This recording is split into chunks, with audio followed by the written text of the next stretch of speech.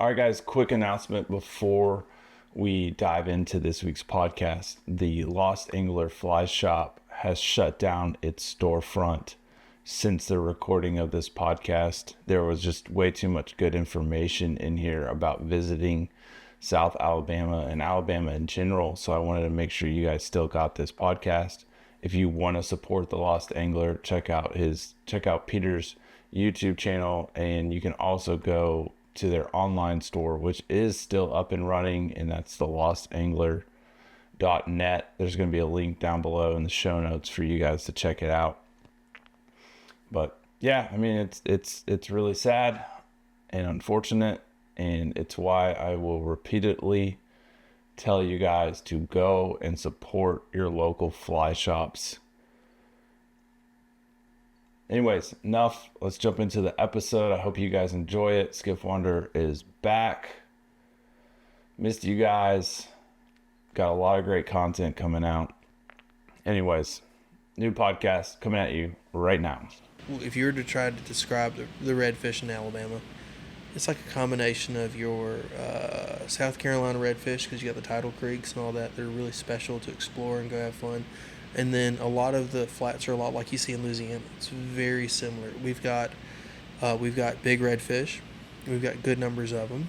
We're working really hard to grow our striper fishery, which we're really lucky. We have some of the only striped bass that are going to go from the Gulf of Mexico as part of their migration to go back into their rivers. KNR has been working so hard for the past 8-9 years to rebuild our striper fishery, and it's not there to where we could just like go at it hard. This is a fish, if you were to take it a same size striper and tie it tail to tail to a redfish, same size, it will drown that redfish.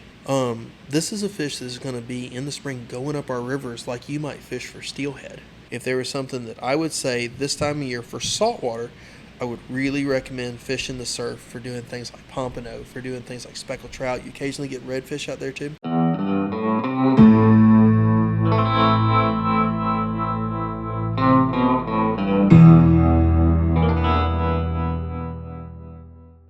All right, guys, welcome to another episode of the Skiff Wanderer Podcast. Today, I am in Daphne, Alabama. Mm-hmm. I'm joined by the one and only Peter Jordan. That's right. There are two Peters on this podcast. This is the real-life adventures of Pete and Pete. But we can't use that name because we're poor and cannot afford lawsuits. We can't afford Nickelodeon lawsuits.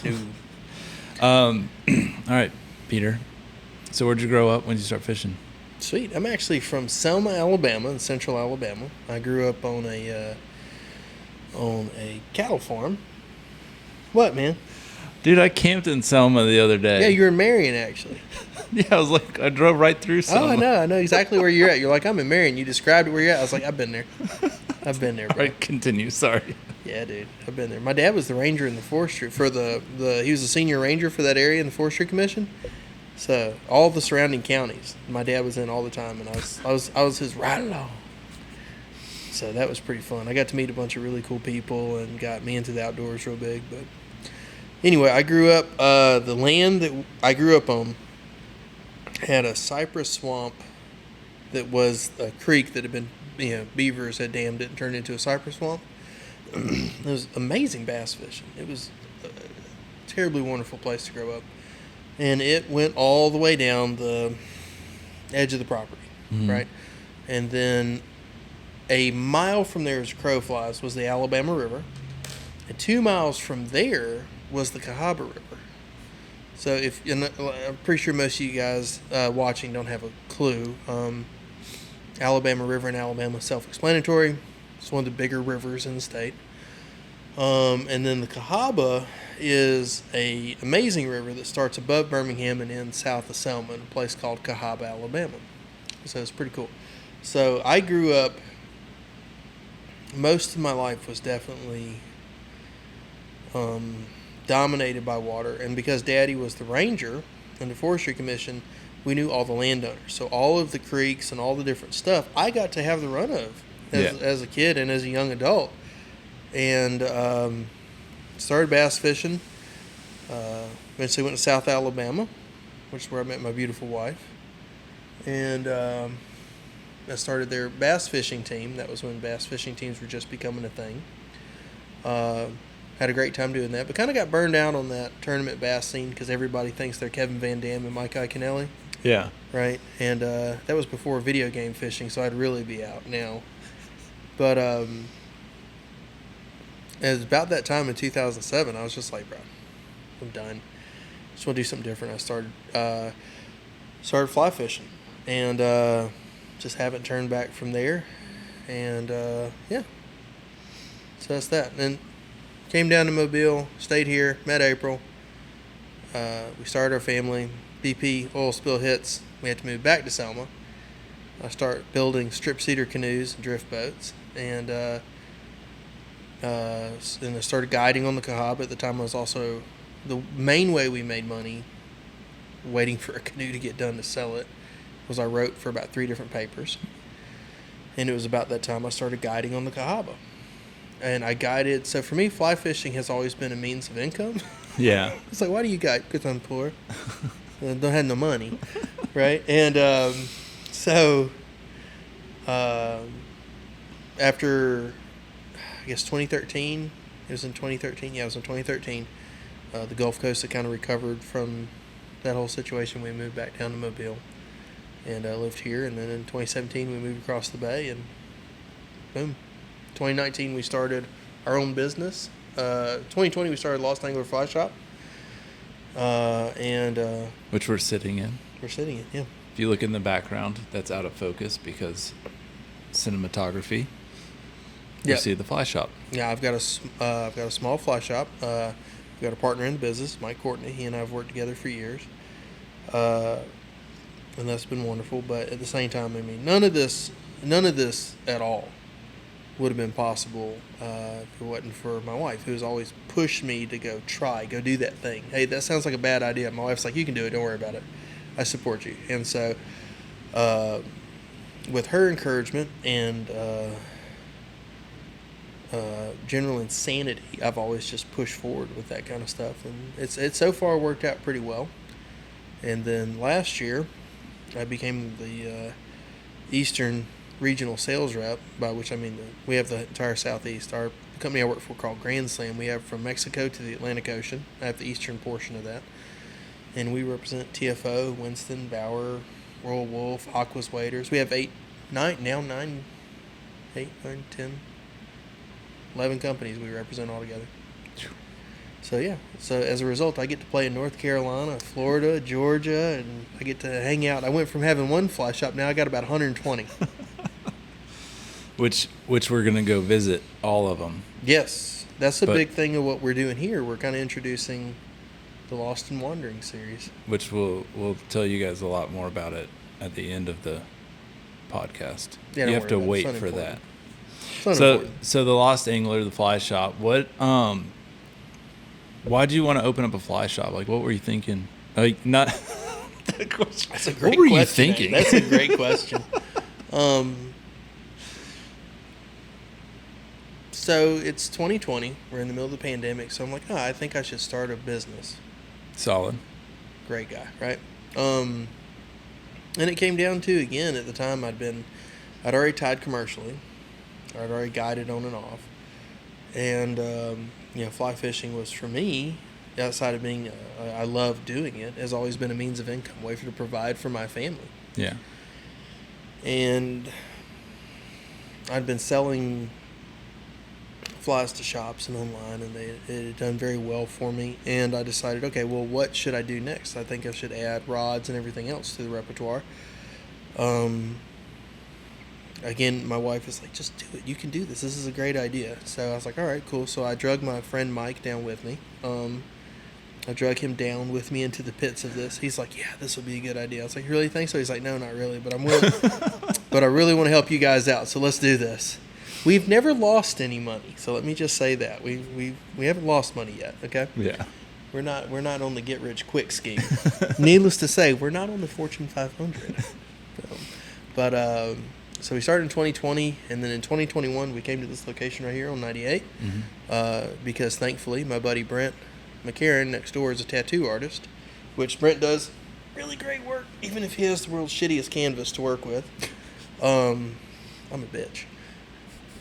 He doesn't. He seriously. He won't tattoo me if they've got people in there. He's like, no, I'm out. You start crying too much. Terrible. It's terrible. I haven't started out in tears yet, but what happens is he got when he was in the ditch and on the elbow. Yeah. I was like, you dirty raggedy. He's like, I can't let you in. They're going to see the panic and it's going to flood through everybody.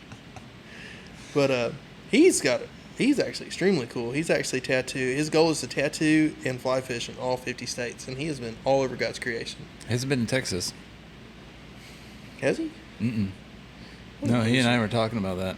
I haven't been to Texas either. I was like, dude, you need to come to Texas. I wouldn't mind doing... No, you and I talked about that. We talked about that. Yeah. I wouldn't mind doing, like, your Redfish would be cool. Yeah. But I would really like to do that Devil's Canyon or whatever I hear about. Devil's River? Devil's River. Yeah. That looks gorgeous, man. I know some really guys would that love guide to do it. that. Yeah, I would love to do that. Yeah. Yeah, that's on my list to do at some point. There's a couple other rivers that I've been told are equal to the Devils. So what? Other than just the beauty of it, what makes it? What in your mind makes it so special? Having never been there and just seeing the images that I've seen of it, it's, you get to, the land on, I think, and again, never been there. So if you're listening to this, go ahead and just get ready for potentially wrong things being said. So the land on a lot of the stretch that you go down is privately owned. Mm-hmm. And so you're not going down a river full of houses. Like, you're out there. If you're out there, you're out there. And if something goes wrong, you're kind of on your own. Yeah. Yeah. And that's the kind of stuff that I like to do, is just, hey, if we mess up and something goes wrong, it's on us, and ain't nobody coming to get us. That was like you and I talking about doing the stretches of Cahaba that I used to be on. It's Yeah. all national forest, so Right. there ain't nobody to get hold to. Right. So once you get in the river, You're on your own. Oh yeah, and those are just the kind of trips that I like to do. Is just get out, get lost, in air quotes, and see what happens. And a lot of the times when you do stuff like that, I've found you find fisheries that are, I'm not going to say they're untouched, because I don't know that there's an untouched fishery left on the planet, but they are not harassed like your everyday fishery. And so you kind of get an idea of what it might have been like, 50 years, 100 years ago. I get that. I get that 100%. Yeah. I get that. So he started the fly shop in 2020, height of the pandemic. Mm-hmm. Solid business move. Everybody's like, oh, we made so much money in the pandemic. I was like, if you already had inventory. For schmucks like me, I'd like to get a thing. What would you like? I don't know. Anything you can send me. Can you? Yeah. Tell me a little bit about this area, and we'll start with. I want to start with, like, if somebody listening was like thinking about coming to South Alabama. Don't. The fishing's terrible. Somebody was thinking about kind of like outside of fishing. What are some things like that you enjoy about being down here? Oh God, man, we have amazing food. Mm-hmm.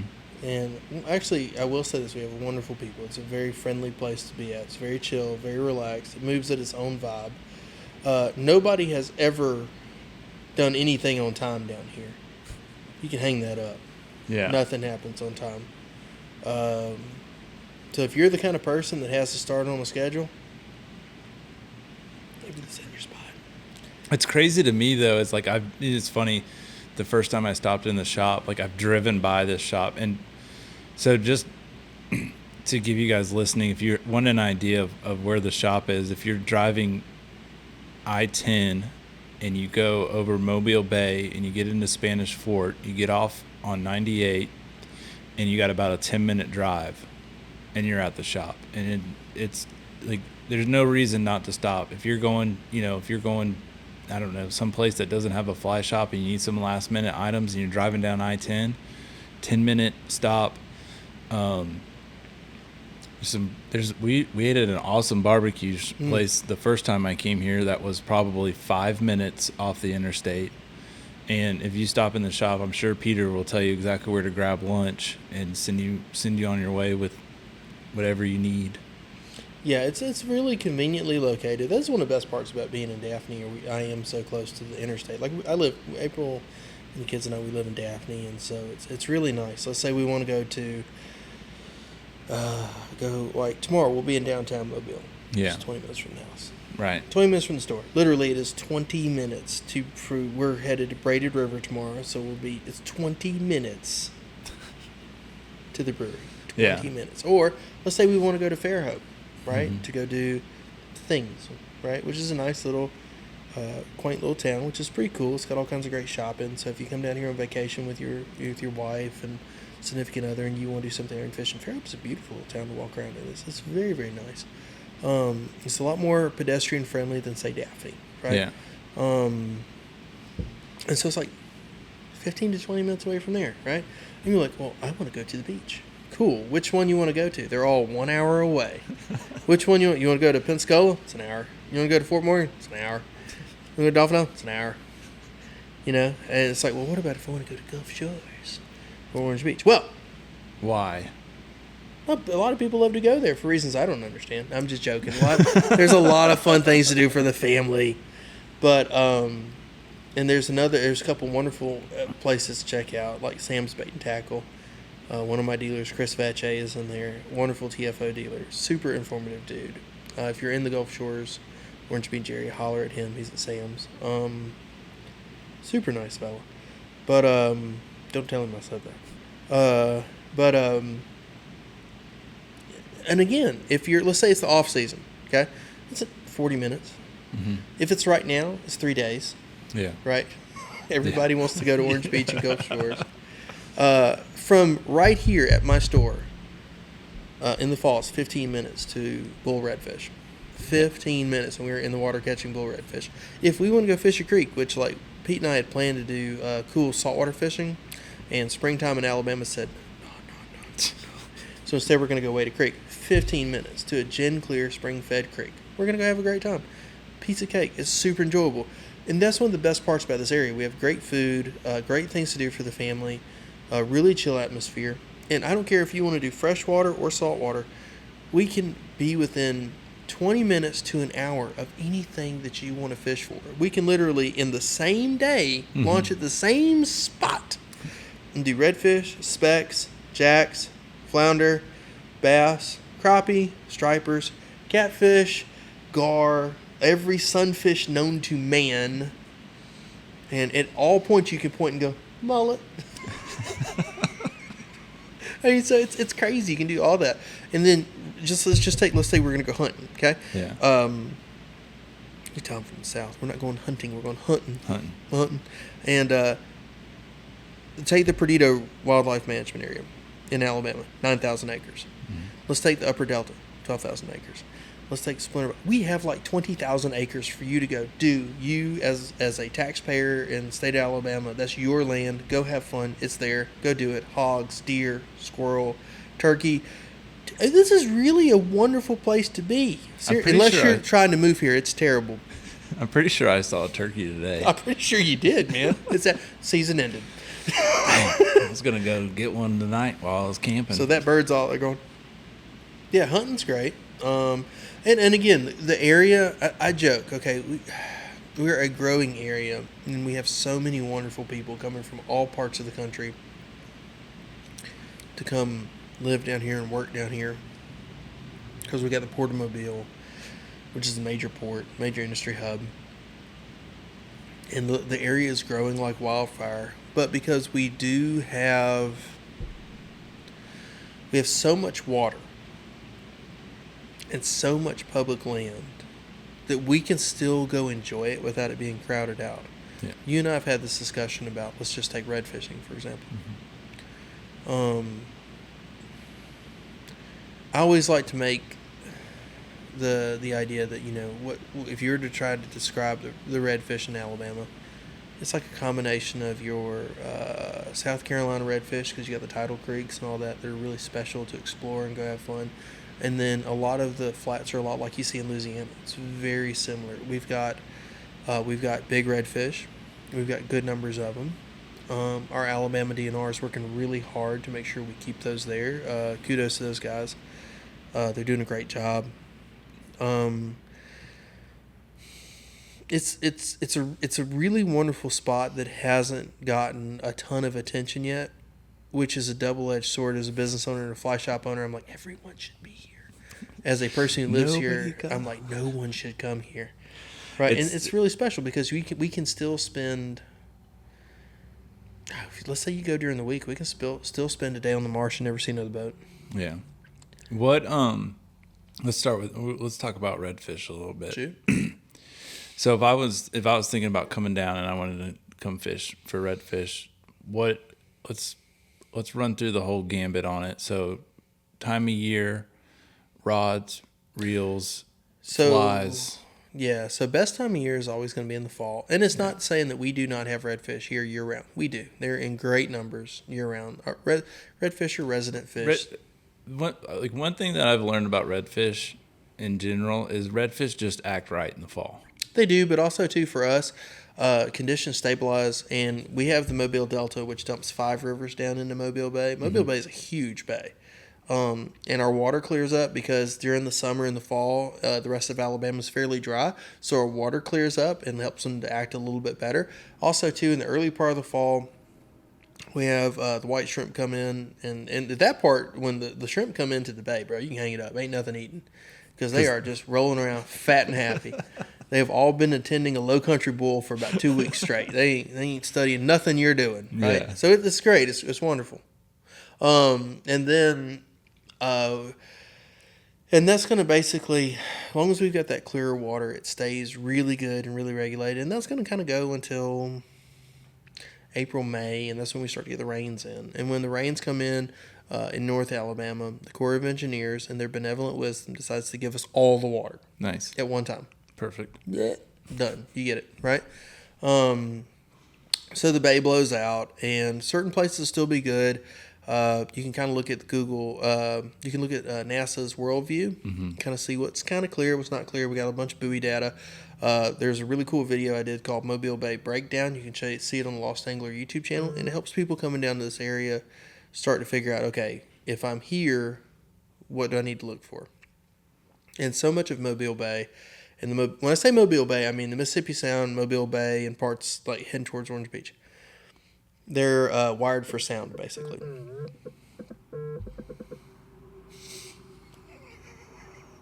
They're wired for sound, basically. So we can check up to the minute salinity and just the whole 9 yards. Like, we can see exactly what's going on and help us choose where to go. And it helps us eliminate a lot of unproductive water. Yeah. But definitely in the fall is the best time. Can you get that, homie? I just put my phone on like do not disturb and it immediately disturbed me. You're popular. Somebody wants me to do a survey, so not. Meanwhile, redfish. Samson, your cell phone is also your business number. Yeah, it is. It's Bethel. But yeah, then it stays pretty good, and then it's going to go good until we get that flush water. Redfish right now are in a transition period. Mm-hmm. They're tough. It's tough all over redfish country. Yeah. And it's just like largemouth bass. When they get in that transition period, when they're not quite sure where they want to go, it's tough. But the cool thing about that is down here, we've got amazing largemouth fishing. Mm-hmm. We've got wonderful pan fishing. We've got we're working really hard to grow our striper fishery, which we're really lucky. We have some of the only striped bass that are going to go from the Gulf of Mexico as part of their migration to go back into their rivers. So it's a really cool situation we've got. And so this time of year, when, let's say, redfish and stuff, which it is right now, we have 500 other things to go fish for right now. We could go a day like today, Well, not today. It was windy. But let's say this time of year, right? We could have run right out the mouth of the bay and go hit Bonita. Yeah. And that's a ton of fun. It gets a little bit warmer. We'll go hit Spanish and Kings on a fly rod. We get behind, we can do Kobe on the fly out here. Get into the summer, we've got Jack Crevalle, which is like GT, but a lot cheaper because we're not spending $8 million to get to him. Right? Yeah. My friends from Winston, did you hear that? Jacks. Okay. What about, can you break down largemouth? Yeah. So same thing, kind of like redfish, but like if I wanted to come down here and go after largemouth, like what time of year, rods, setups, all that kind of stuff. Yeah, so no problem. So just like with, I didn't really get into rods, but with Eight redfish, weight. but no. Actually, I've started fishing a 6 more than anything else. It's because we do have a small, word of warning. As much as I just made Alabama seem like Shangri-La for redfish, the fact of the matter is we have a very small coastline. Right. When you get to the first part of fall, when fishing starts to get really good, okay, right after Labor Day, okay, these fish have been hit over the head with everything. They can show you name, rank, and serial number of every lure you're going to throw and tell you if you paid too much, okay? So I have started downsizing into 6 weights and starting to throw more bonefish size flies, and it's really helped with that situation. And people go, okay, well, can a 6 weight handle it? Yeah, learn how to fight a fish. You got this. Like, put some ump on it. Yeah. Fight it from the butt section and give them hell. Heavier leader, bring them in. So yeah, you can definitely do that. And bass, same thing, 6, 7, 8, totally good to go. Our bass fishing, our bass will generally go on the spawn somewhere between February and March, because our fish, the water gets warmer down here quicker. Yeah. What you have to remember is when our largemouth are spawning here in the Delta, the Delta generally floods, right? It's part of our seasonal situation. These largemouth are going to go way up into that flooded timber. We have a lot of hidden lakes in the Delta, and so like let's say you've got a big boat like a bay boat like I have, and you want to go explore it. Go up there, tie off to that tree, and jump in a canoe, and then go way up in there, or inflatable paddleboard, whatever, and you can really go get into some really cool, amazing spots. You could probably sneak a micro skiff in some of those. Yeah, like I've got a LT25 Ginu. It's Yeah. the same thing. Just go in there. It's a lot of fun. You can enjoy that. That fishing, we have an amazing bass fishery, and it's going to go. Let's say you're in the lower end of the Delta in the spring. I can catch potentially on 4 casts, catch a bass, a redfish, a speckled trout, a crappie, and a flounder, and in 4 successive casts. That's like 6 fish in 4 casts. Exactly, 2 at a time, right? And but because they're all Hopper dropper rig. Duh. You joke, but I do the popper dropper. Take a gurgler, Yeah. and then take like a bead chain seducer or a shrimp rig. Yeah. Dude, in the fall and in the spring, that gurgler pops, gets that fish's attention, and they will annihilate that I mean, it shrimp makes underneath sense it. because like the guys, a lot of the go-to move for the trout fishermen down in Texas is a dead shrimp under a popping cork. Yeah, same thing here, So man. same They'll do thing. live. Yeah, they'll do, but I mean, like you same deal. get their attention, and then they see something down in the water. Yeah, and because not always Mobile Bay isn't always clean enough for you to see and sight fish. Right. Now, granted, if you spend a lot of time down here, and again, when I say Mobile Bay, I mean the Sound and the general area, there's always somewhere where the water's clean enough that you can sight fish. Always. Maybe you won't have visibility to where I can see 50, 60 feet out, but I could still sight fish. And there's plenty of times in Louisiana or anywhere else you want to go where you're more Euro nymphing for redfish Yeah. than you are actually casting for them, right? Yeah. But let's say you're coming down you're coming down the area, especially if you're in a kayak situation, you don't have the ability to just turn on the outboard and roll. Okay? So doing something like that popper dropper situation makes you a lot more able to cover water more efficiently. Yeah.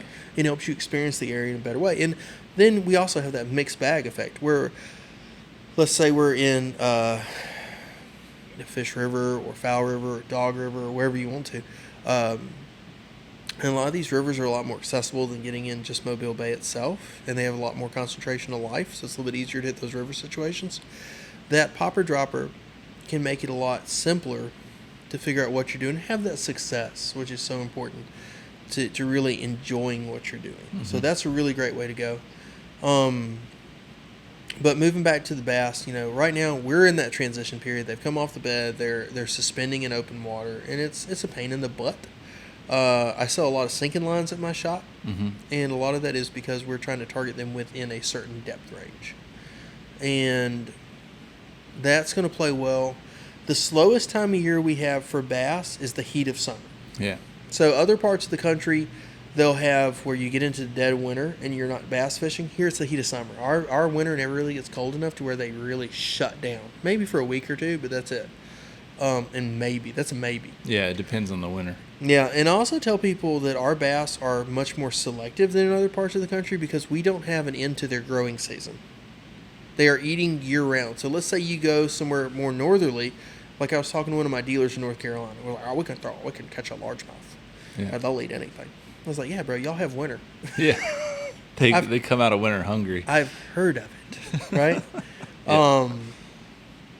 And like, I drove in snow for the first time this year. How was that? I don't want to talk about it right now. It's scary. You're scared? It was scary. No. You don't. You should let me drive you around in snow.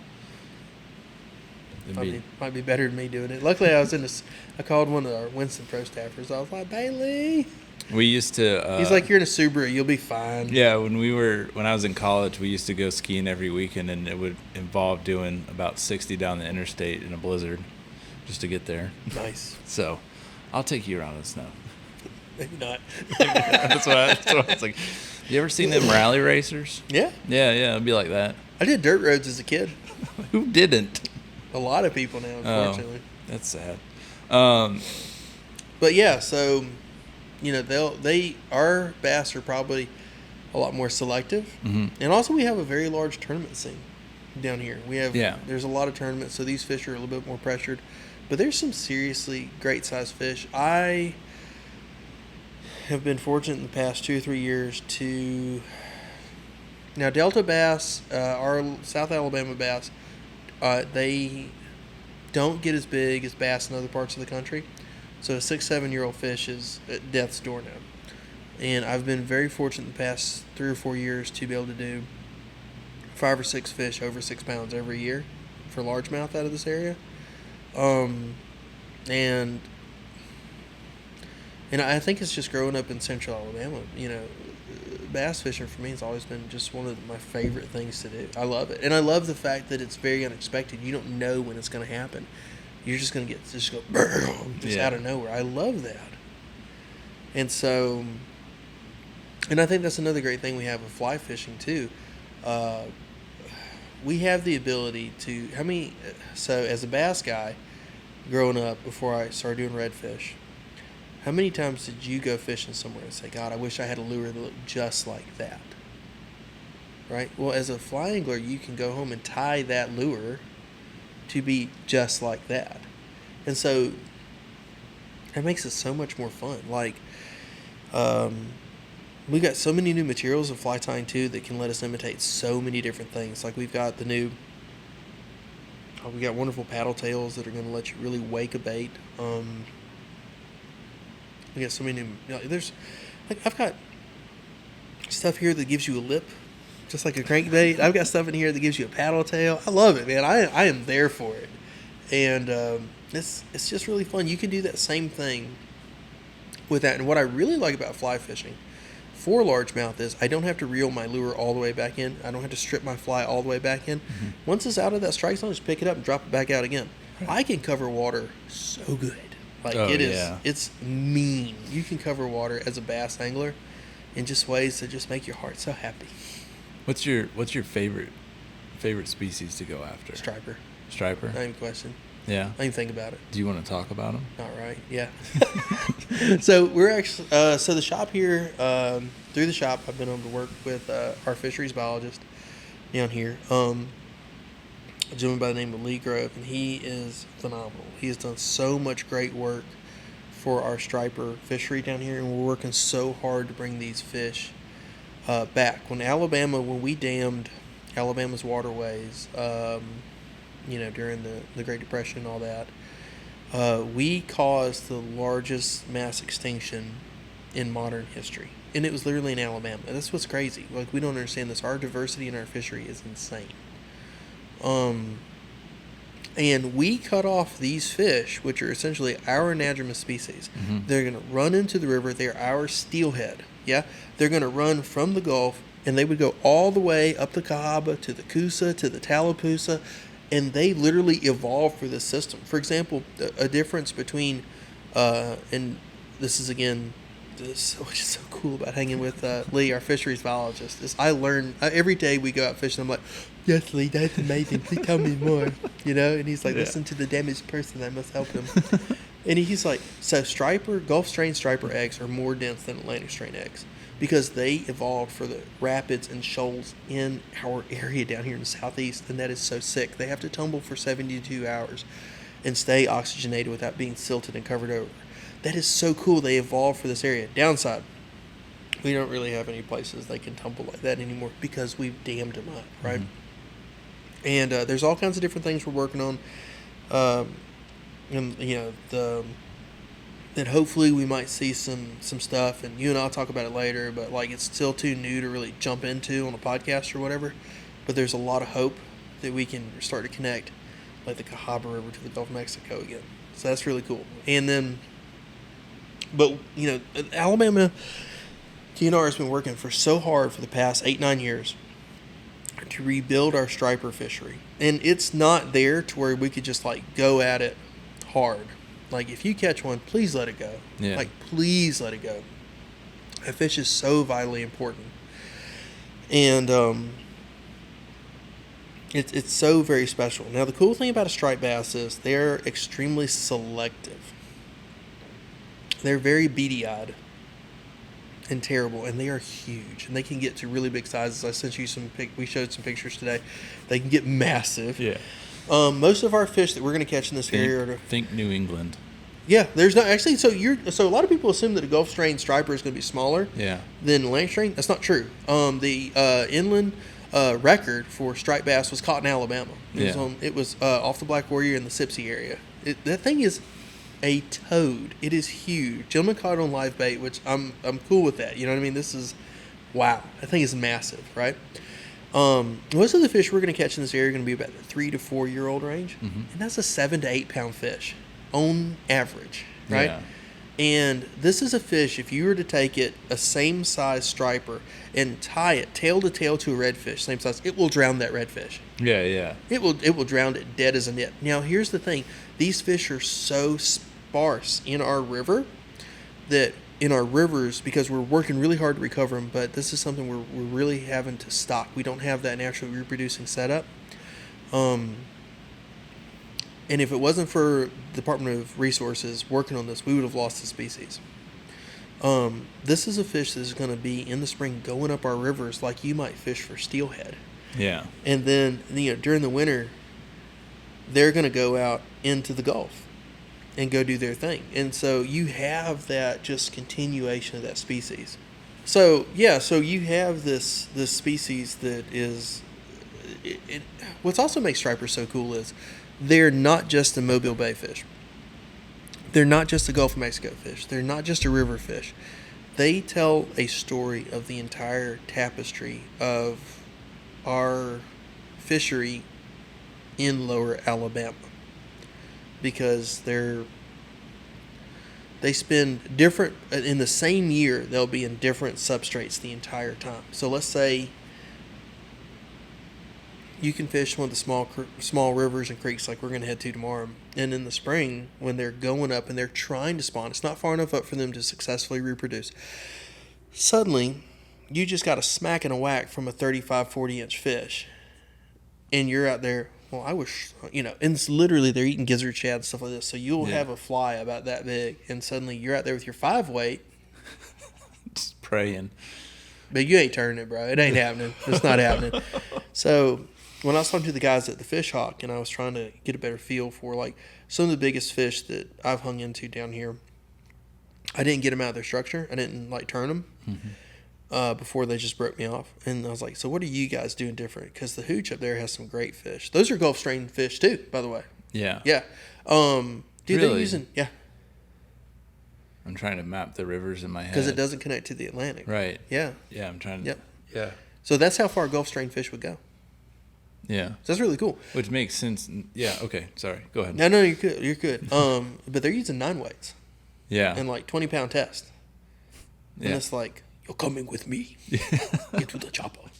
Like it's so cool to get to see that in just all of its different fisheries. And like I said, we're working really hard to do that. But in all parts of Alabama, you can truly enjoy. It's not just here on the coast. If you want to really have a great time, go to Lake Martin. Go to Lewis Smith. Dude, we've got amazing striper fisheries out here. And you can enjoy saltwater fishing 6 hours from the Gulf. Yeah. Dude, it's awesome. Like, you have a fish that is a saltwater class fish that is going to rip your arms out. Close to Tennessee, you know what I'm saying? Yeah. Like, it's insane. It's so much fun. You can enjoy that. Well, I mean, and nowadays you can find striper probably not. I don't want to say every state, but just about. Had a ton of them. There's a lot of wonderful podcasts.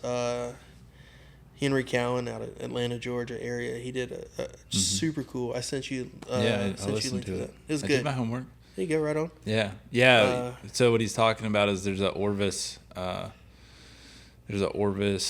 podcast with Henry Cowan, and he talks about striper fishing in North Georgia. Yeah. And you guys, I'll try to remember to put a link down below so you guys can give it a listen. But if you're curious about striper fishing and what it entails, you should listen to that. If there's 2 shops in Georgia, and don't get me wrong, there's a ton of amazing shops in the Atlanta area and up that are wonderful resources for striped bass, 100%. But if I had to pick 2, I would hands down suggest the Fish Hawk and Alpharetta. Those boys have it nailed in, and like the guys at Fish Hawk, they're phenomenal, and then the guys at Alpharetta, they do a striper tournament every year. Like, these guys eat, sleep, and breathe this stuff, and they are so good at it. Yeah. So, like, you and I were going to get to go try that this year with those guys, and we're going to be like, it's like I am on cloud 10 on that. I'm 0 for 2 on going after stripers. So that's expected. I mean, dude, they can be tough. They can be super hard, and they're that's why I say they're like the Southeast Steelhead, because, like, let's say we went to go fish the rivers where they're at. Like tomorrow, like, we'll be in a river where they are probably at. Will we catch one? Probably not. We could literally fish the whole day. If, like, let's say we fished for 6 days straight and we caught 3 fish, that'd be an amazing week. It'd be great in those rivers. And you can do that. And you can also, in a lot of these rivers, you can throw 2-handers at them. So, like, you can spay fish for them. And that's like a tight line grab that it's insane. I love it so much. So, they're insanely good. And then we move into the fall down here. And again, like I said, don't think of, we're working hard, but don't think of South Alabama as a redfish, as a striper destination. Yeah. We're not. We're really not. But we're it's more of like that, if you're thinking about if you live somewhere that's not on the coast and you want to get that saltwater experience and you have stripers in your area, there you go. Go do it. 100%. They're great. They're great. Like Lake Lanier is insanely good. Lewis Smith, Lake Martin, they've got them in Arkansas. Tennessee has an amazing striped bass fishery. And they are in the craziest cool places, and a lot of tail races, a lot of tailwaters, because they're coming off those main lakes and they're trying to run upriver. They're trying to do their thing. They don't have a clue where they're at, so they're just trying to go with what the flow is, right? Literally. Right. And then also too, coming out of those big lakes, you can go into those rivers. They're going to have a more highly oxygenated area. And, dude, you can have huge stripers in there that are in those shoals. And it's just out of nowhere, suddenly this giant white slab comes out and just annihilates your throwing, Your tiny gizzard shad. Your little gizzard shad. Yeah, 100%. It's insane. But going from there, if you were to look for something for Alabama to go do in lower Alabama, if there was something that I would say this time of year for saltwater, I would really recommend fishing the surf for doing things like pompano, for doing things like speckled trout. You occasionally get redfish out there too. But what I love about the pompano fishing we can throw a 6-weight with an intermediate, and we throw tiny little flies, and it's basically like micro permit fishing. Yeah. And it is so fun. It is so fun. You know, you get up at the butt crack of dawn, or the knees. Let's get up before that. Let's get all the way at the knees, right? And you get out there and you get to drink your coffee and walk around and go, well, look over here, Pete. There could be a fish. Yeah. And then you'll see them in the surf. Like, you see that shine, right? And they get pretty good size, man. We get some decent ones out here. You feed them that fly, and they'll do everything you want from a saltwater fish. They'll get down on it, consider it, do their thing, and smack it. I mean, it is a ton of fun. And by the way, these pompano are migratory fish. Mm-hmm. So take one home for table fare. Enjoy it. Just follow the regs. And pompano are delicious. Yeah. And nutritious. So that's a ton of fun. And then we get into summer down here. Once the school buses start running good, we're going to start getting into the jacks. And, man, that's intense. That's something that's on my list of things I need to do. I mean, this is the time of year, like where I live, where we start leaving a 10-weight just in case we run into them. And a lot of times we'll launch the boat and we'll go make a quick pass, a couple places early in the morning just to see if we can find one. But you pretty much everywhere you're fishing, you keep a 10-weight in the boat just in case. Yeah. That's going to be the same thing. Probably about a month. They're going to work their way up this way from Florida and coming up here. They're gonna work their way up. But yeah, and what's cool about them is they love a topwater. Oh my dear giddy aunt, they love a topwater. And what I love about them, they get so jacked up and so excited about it. And one of our local fishing legends, old Jimbo Matter, he was talking about them, back when he was first started guiding in this area in like the 60s and 70s for a situation. He's like, well, Peter, what we do is we call them Churchills. I was like, what do you mean Churchills? You got time to smoke the whole cig off before you bring them in. I was like, all right, bro.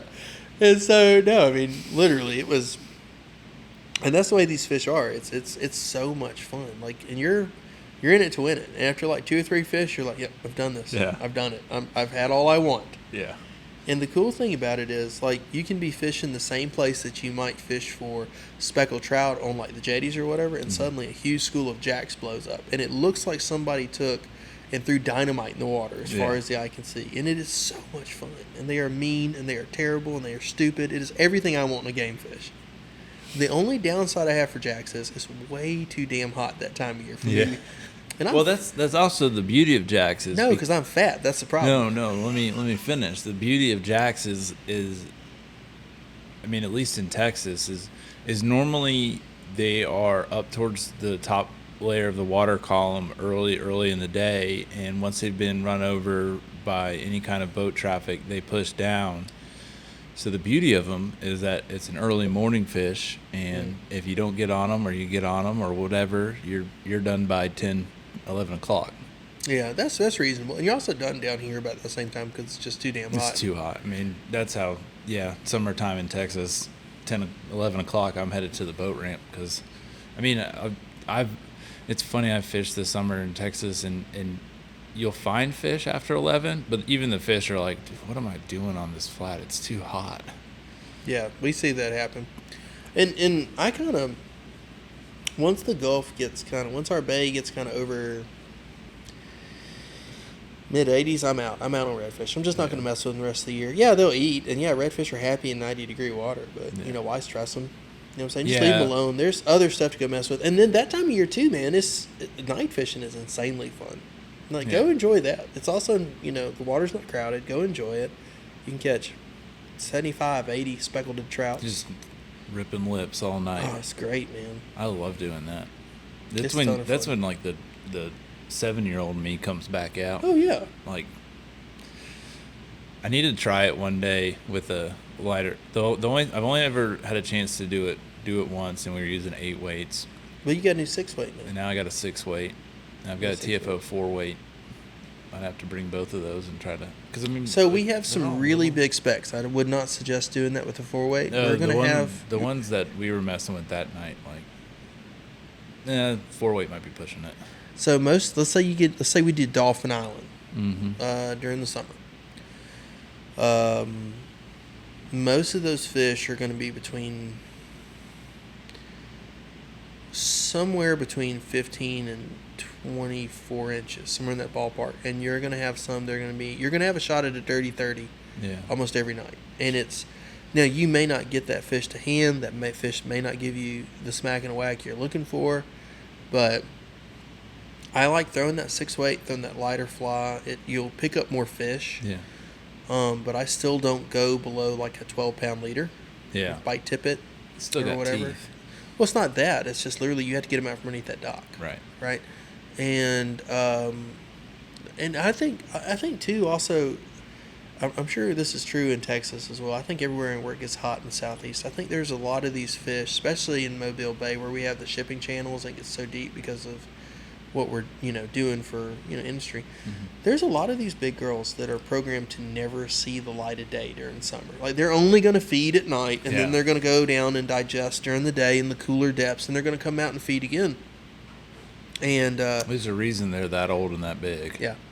Yeah, and there's definitely a lot of them that you're going to have that shot at. I actually, when I was in college, I didn't realize that it was like a 30-inch speckled trout. It's like a really big fish. Yeah. I didn't know. I'd just come down here. Yeah. And so I ate like a bunch of them.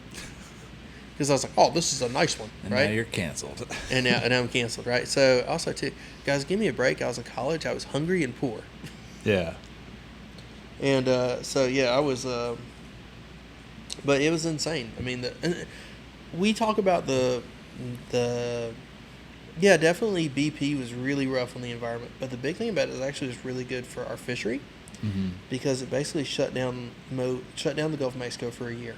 So nobody's fishing. So nobody fished. And it did so good to help recover. I mean, I hate to say it.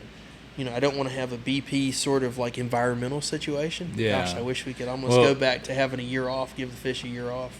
We've had that recently in Texas. We had a big freeze in 21. I wasn't home for it, so I don't want to hear about me getting the date wrong. And it basically shut down trout fishing, and it's caused us to change the regulations, and they're slowly coming back. To me, it's been one of the coolest things I've ever seen. In that, you get all, like I've gone to a couple of the public hearings on the size limits for trout in Texas, and you think there'd be a lot of people in there being like, oh, we want to keep our fish, we want to keep our fish, and all you sit there do is listen to all these guys that grew up fishing the Texas coast, catching 30-inch trout left and right, being like, I just want to go back to catching 30-inch trout whenever I want. Like, I just want the big fish back. Like, yeah, and keep the limits low because we want the big fish back. Yeah, that's the thing. That's I think really it's tough. just really cool just to see. So, no, I agree. We've got guys like Jimbo when they come in here and they talk about what Mobile Bay was like before the bay silted in, when it was grass flats as far as you could see. Like when you could, Alabama's saltwater state fish is the tarpon. Mm-hmm. Like we get a run of them off the beach. Like they used to be resident fish. They lived here all the time back then because so here's what's really lucky about Alabama's Blackwater rivers. They're spring fed. They keep that constant temperature year round. They're a wonderful place for baby fishes to baby fishes. Right. And so when I was a kid coming down to Fish River, when we come on vacation and being in Weeks Bay was grass flats everywhere. It was beautiful, man. And now there is not a bit of edge out there, man. We have silted it in. We have taken away that natural place for these fish to hide at, to raise their young, scatter spawners. But anyway, to have that that nursery situation, right? Yeah. And not, well, you guys haven't dealt with it, but like one of the things we've dealt with in Texas is they dammed all the rivers, so we don't get the freshwater inflow. No, all of ours are dammed. But yeah. We have the smaller Blackwater rivers that aren't, just because they're too damn little. Yeah. But like that's Literally. what killed a lot of our tarpon population. Yeah, that's what killed ours too. So so the Alabama, let's just take from Lake Martin down to here on the Alabama. We have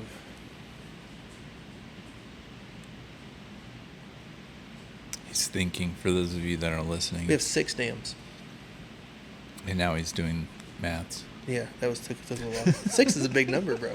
Dude, that's 2 hands. Ask my youngest daughter. That's a big number. That's a pretty big That's a big number.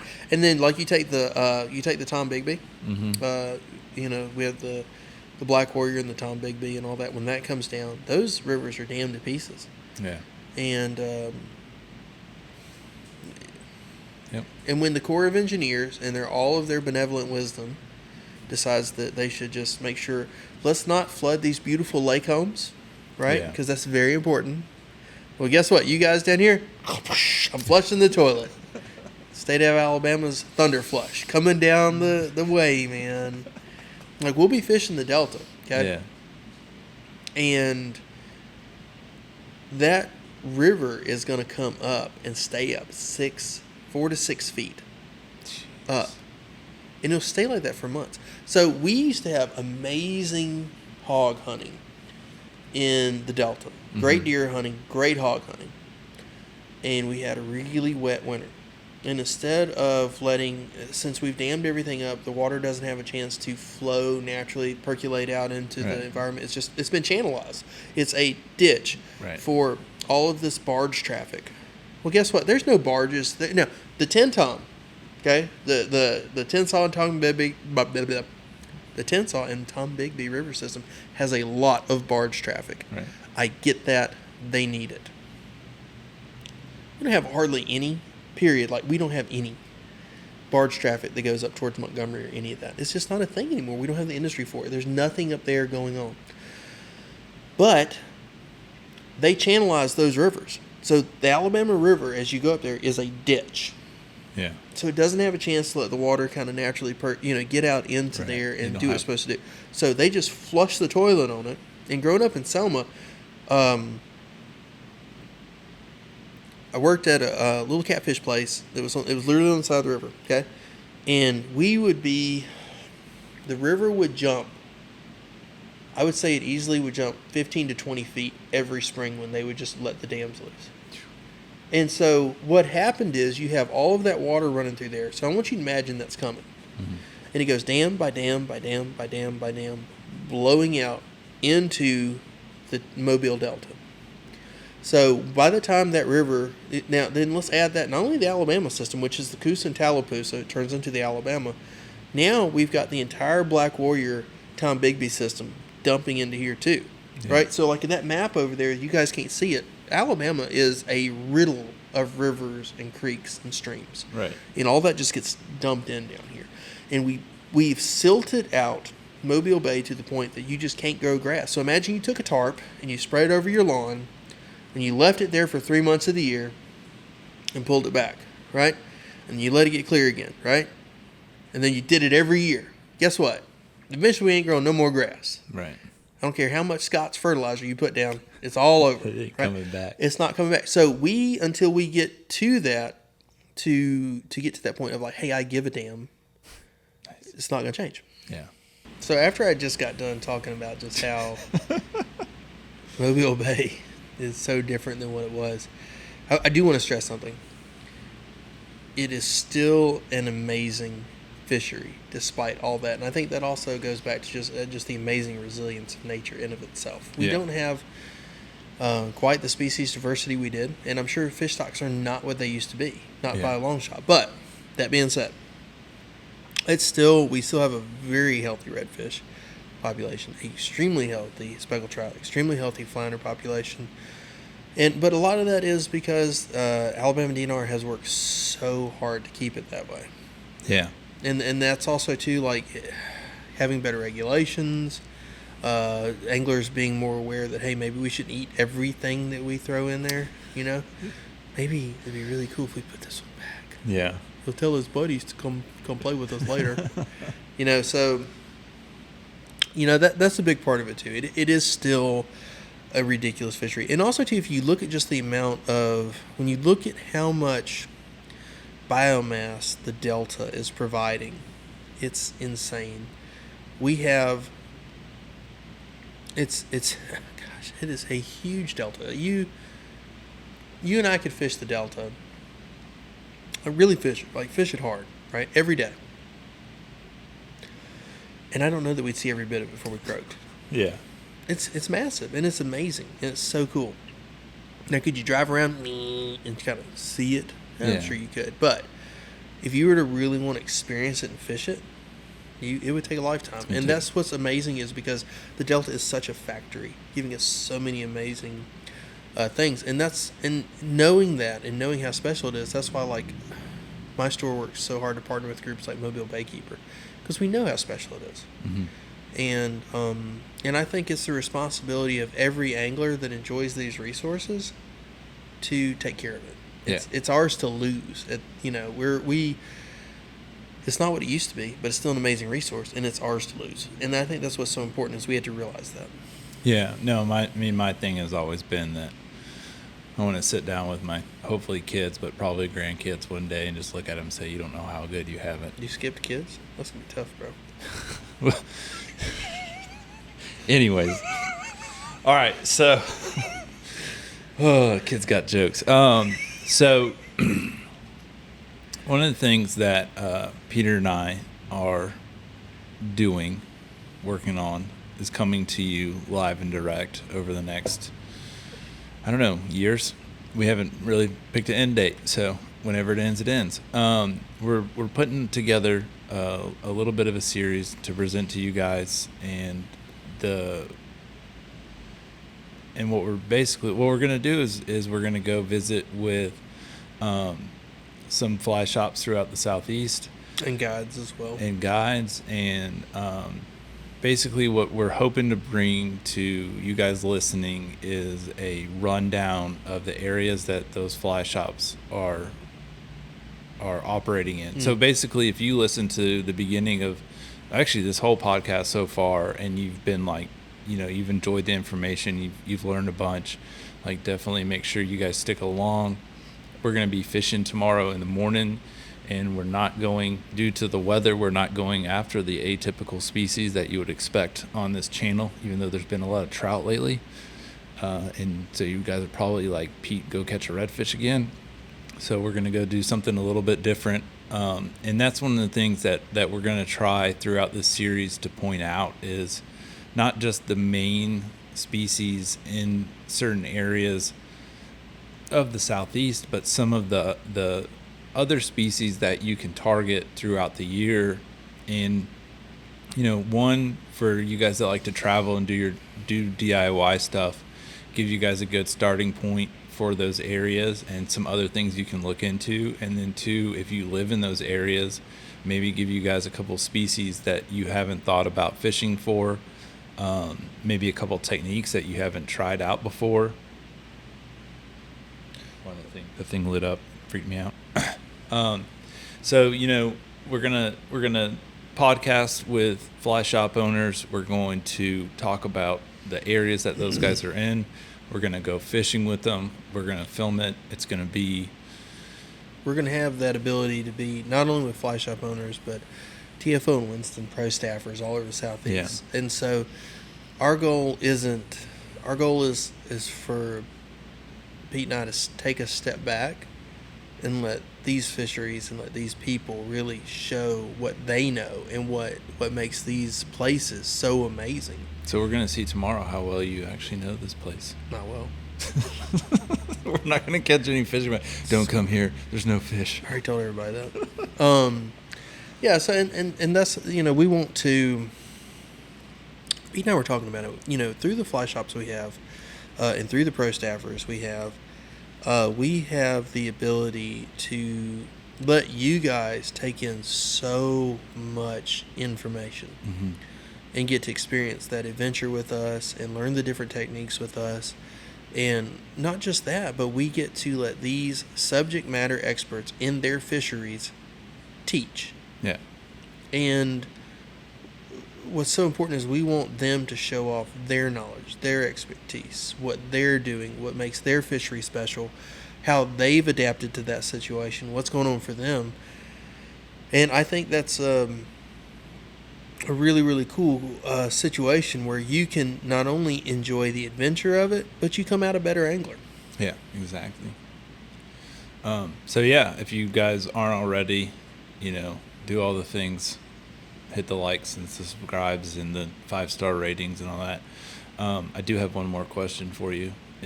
I'm getting a little bit better at remembering to ask this question, but I still forget it all the time. If you were on death row in prison and they came to you and they said, before the end, you're allowed to go on one more fishing trip, where are you going and what are you fishing for? Mm.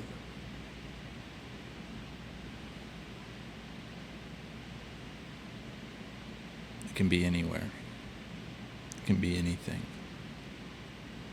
That's a great question. I would probably. You didn't ask me who I would fish with. Well, is that out? I just have no, to do it you solo can say because I'm who. all by myself. You're all alone. All alone, cool. I would probably. No, you can bring whoever you want. Definitely bring my wife. I got real lucky. My wife is my best friend and best fishing partner. You think that if you're on death row, she's still talking to you? Hope so. That's good. Hopefully, I'm falsely accused. Hopefully, I'm falsely accused. Right.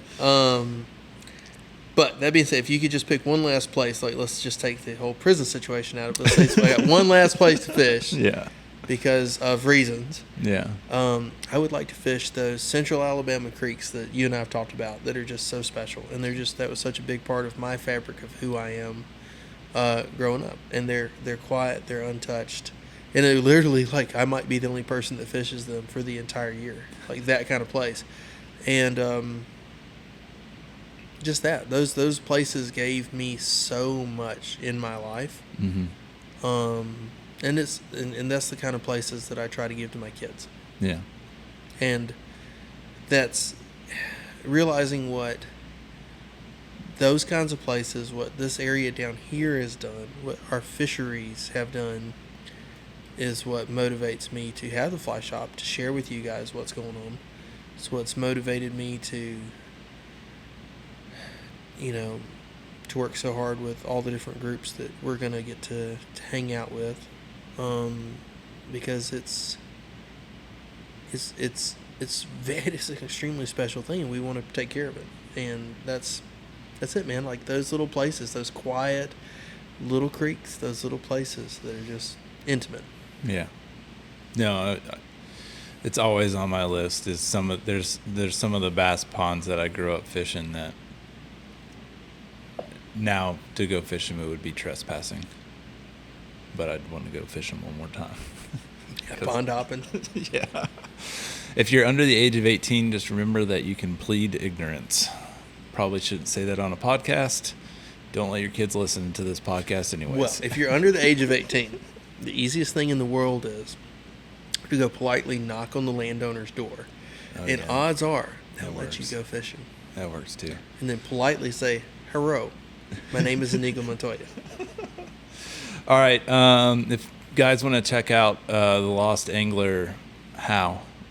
You can check it out on all the socials. All the socials. And one of the things that Pete and I talked about for Lost and Wandering is Pete's channel has always been an amazing adventure thing, to enjoy that adventure. And my channel has always been teaching. Mm-hmm. So so for Lost and Wandering, you get to see that breakdown. So you're not seeing the same story twice. We're going to have that breakdown. So if you want to... So in what he's like technical, like just to give a quick rundown, like let's say you see us doing some spey casting and you want a little bit more info on the technique of spey casting, there'll be a link in the video. You can head over to the Lost Angler YouTube channel, and on that channel there's going to be a video that's just going to be a breakdown of spey casting. And the same thing's true. So let's say if you're stumble across my channel and you're like, gosh, hey, that's really cool, but where on God's green earth would I do that crap at? Well, there'll be a link to the Skiff Wanderer channel so you can see what were these idiots doing that day. Yeah. Look at these poor damaged people. And so that's also going to help us to make sure you guys get a complete story of the area and the situation without it being repetitive. Pete and I tried to figure that out. Like, how are we going to do this in a way that we're not just repeating ourselves over and over again? Yeah. And hopefully that works. And you guys will give us feedback and tell us, hey, you idiots, great idea. Or you idiots, no, that was terrible. Yeah. Hopefully the first. So go check out that YouTube channel, hit like, hit subscribe on there, give them a follow on the old IG website for the shop. LostAngler.net. LostAngler. Everything's Lost Angler. I'm a very boring human being. No, that actually makes it way easier. LostAngler.net. And if you are on I-10 in and around Spanish Fort, Alabama, 10 minutes. You guys are probably tied with On the Fly Outfitters' closeness to the interstate. Probably, yeah. Jared and those guys over there have a really cool set. By the way, if you guys have never been over there, phenomenal TFO dealer, right? I used to get with Winston. Jared, if you're watching. These guys know Jared. Jared's been on the podcast. Jared. Winston. Right? No, in all seriousness. They've got a wonderful selection of great rods. That's going to be a fun video because we'll just keep handing it to him. Every time he gets up and he grabs a TFO, I'll just hand him a. No, you need to try this one. I was up there last fall, and I had the new Air 2 Max that just came out, and I was like, Jerry, do you want to cast this? No. Are you sure? No. Oh my goodness! He just faded out. He just knows. He knows. He just put the head down and shook. All right, guys. As always, if you're watching on YouTube, please hit like, hit subscribe, leave a comment, share this. If you're enjoying this, share the video with your friends. If you don't like this video, share it with your enemies. If you're listening on Apple or Spotify or wherever you listen to your podcast, apparently I learned today that Audible is an option for podcasts. So I don't even know if we're on. If you're listening to this on Audible, shoot me a DM so that I know it's on Audible because I should go. No, don't look it up. I've got people for that. If you could go leave a 5-star review, that would be fantastic. I mean, if you want to leave something other than a 5-star review, that's fine too. I just won't be. Just do whatever you feel is best, I guess. We got to get up. No, we don't have to get up early. Not really, man. You know what? We have to go do something that's not talking into a microphone. See you guys later. Thank y'all for watching. We'll see you on the water.